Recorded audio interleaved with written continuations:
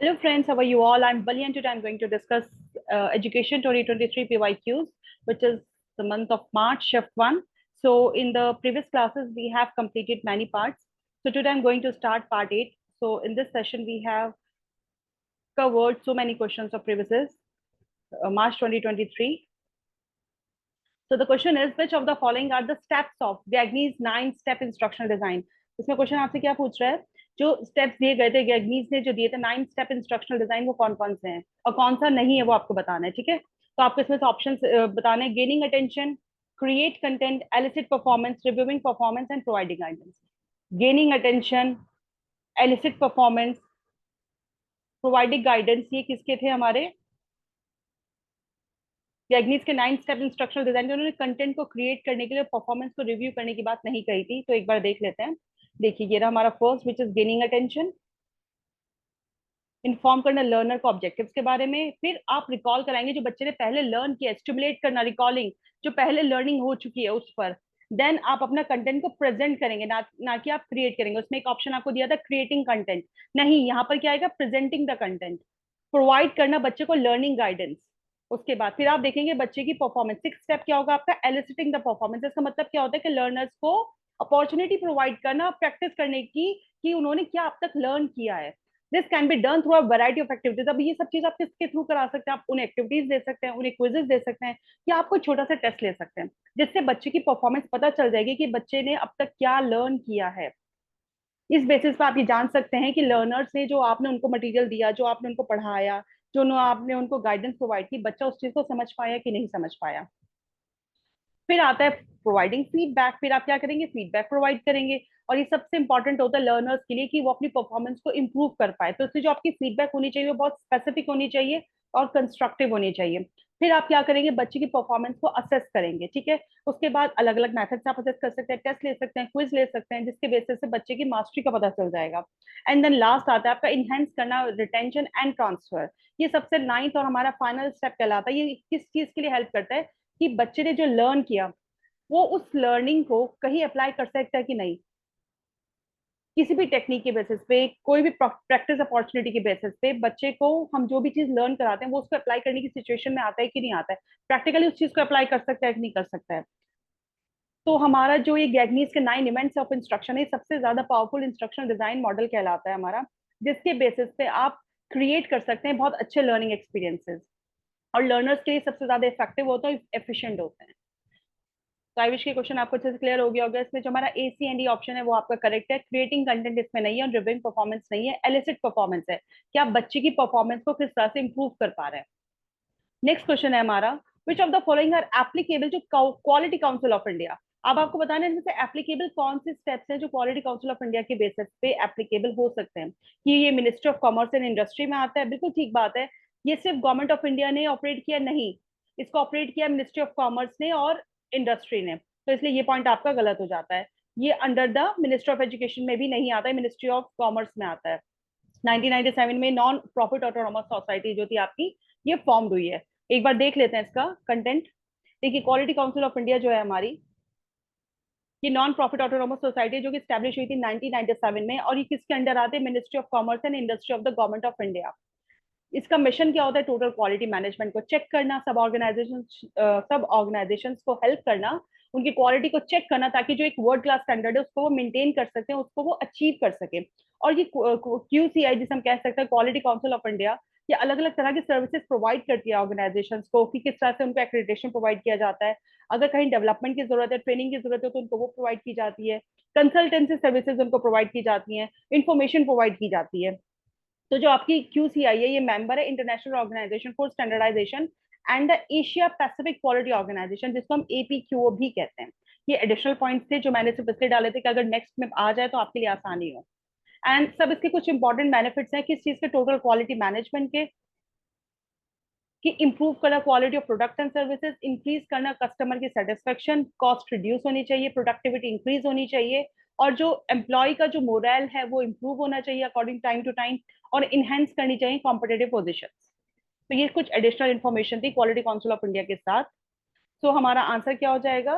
Which is AD&E is your answer, क्योंकि ये ministry of commerce और industry of government of India के अंदर आती है। 1997 में ये बनी थी और ये नॉन प्रॉफिट ऑटोनोमस सोसाइटी है। ये दोनों पॉइंट्स आपके गलत हो जाएंगे। सो आई विश के क्वेश्चन आपको अच्छे से क्लियर हो गया होगा।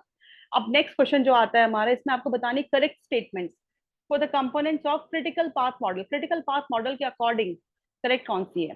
फर्स्ट आता है events are represented by arrows. क्या इवेंट्स से रिप्रेजेंट किए जाते हैं एरोस के बेसिस पे? नहीं, सर्कल्स पे। इसकी हम थ्योरी देख लेते हैं तो आपके लिए आसानी हो जाएगी क्वेश्चन को साइड बाय साइड करना। ये देखिए, ये आपका क्रिटिकल पाथ मॉडल का इवेंट्स किससे रिप्रेजेंट होते हैं? सर्कल से। एक्टिविटीज रिप्रेजेंट की जाती हैं एरोस से सीपीएम नेटवर्क में, ठीक है ना। इवेंट्स किस रिप्रेजेंट किए जाते हैं? सर्कल से। ये गलत हो गया क्योंकि एक्टिविटीज रिप्रेजेंट की जाती हैं एरो से, तो इसलिए आपका ए गलत हो गया। अब आता है आपका नेक्स्ट बी। बी में क्या कह रहे हैं? द अर्लीस्ट स्टार्ट टाइम जो होता है वो सूनेस्ट टाइम होता है जब आपका इवेंट जो होता है बिगिन होता है। बिल्कुल ठीक है, देख लीजिए। हाँ, ये जो अर्लीस्ट स्टार्ट टाइम है हमारा, ये सूनेस्ट टाइम है जब आपका इवेंट जो होता है बिगिन होता है।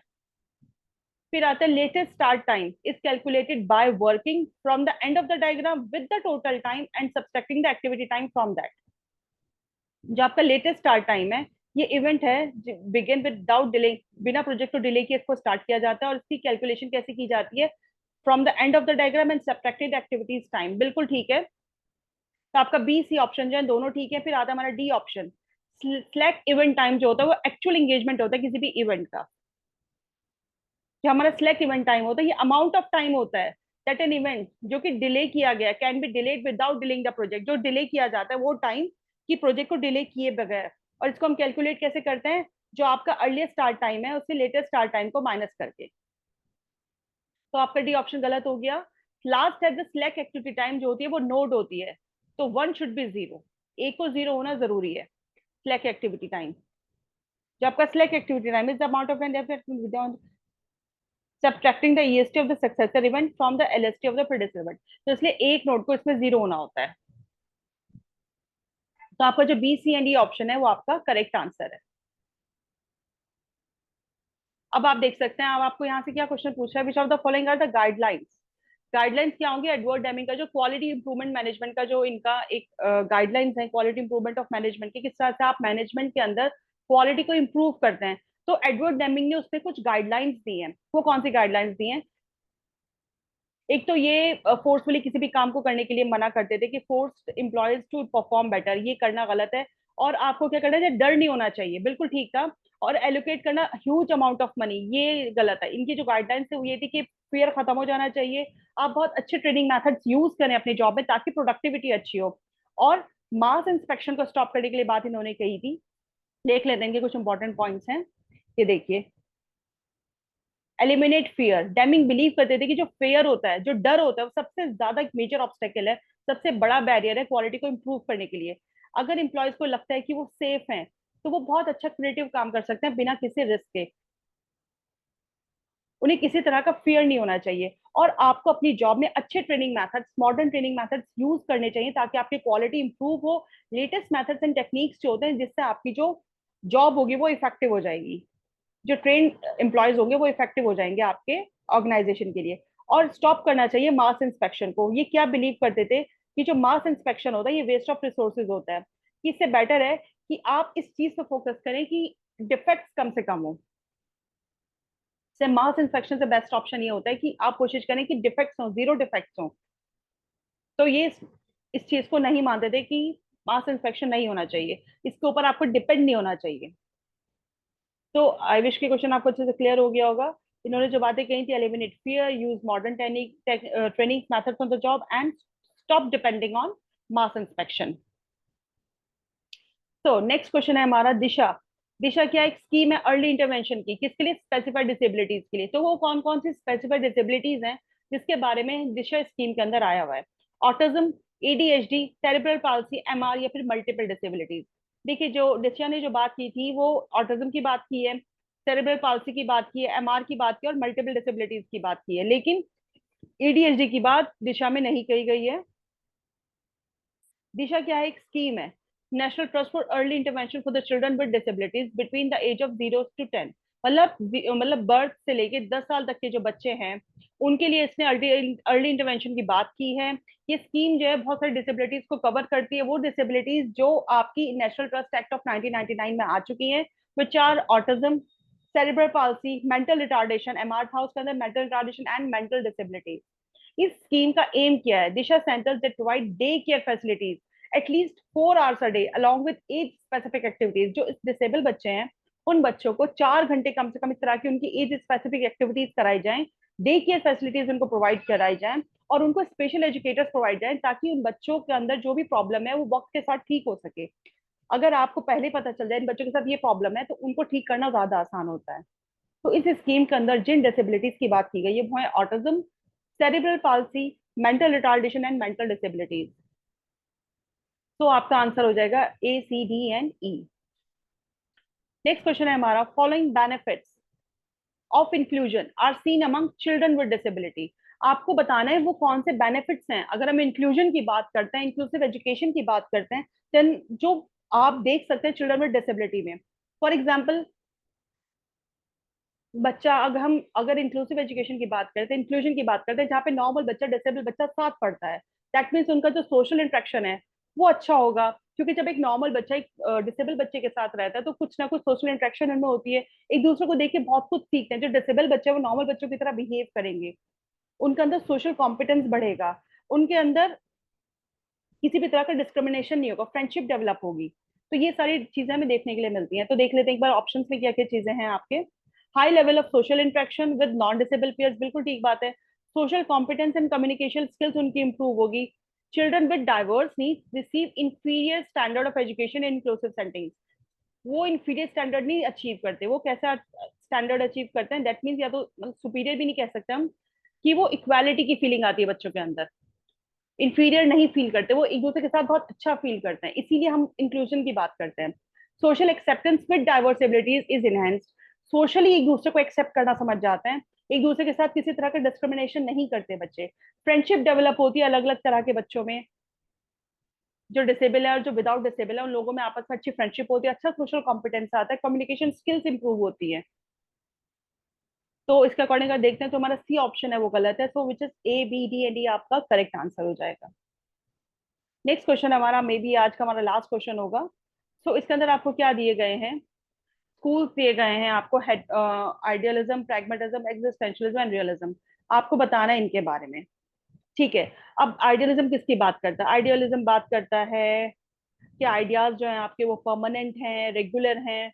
प्रैग्मेटिज्म प्रैक्टिकलिटी की बात करता है, एक्चुअल कॉन्सिक्वेंसेज की बात करता है. ठीक है, तो ये जाता है आपका value, value of an idea lies in its actual consequences. Existentialism self की बात करते हैं, इंडिविजुअल फ्रीडम की बात करता है.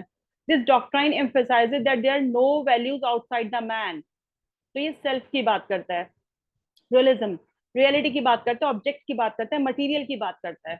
Use the world in terms of object and matter. तो इस तरह से आपका करेक्ट आंसर हो जाता है. तो सेकंड ऑप्शन जो है हमारा, विच इज आइडियलिज्म, जाता है आपका कि आइडियाज जो है आपके परमानेंट है, रेगुलर है, ऑर्डरली है. प्रैग्मेटिज्म प्रैक्टिकलिटी की बात करता है, which is the value of an idea lies in its actual consequences. Existentialism self की बात करता है, this doctrine emphasises that there are no values outside the man. Realism reality की बात करता है, views the world in terms of object and matter. तो I wish के क्वेश्चन आपको अच्छे से क्लियर हो गया होगा. इन द नेक्स्ट लेसन मैं कुछ और अच्छे क्वेश्चन कराऊंगी.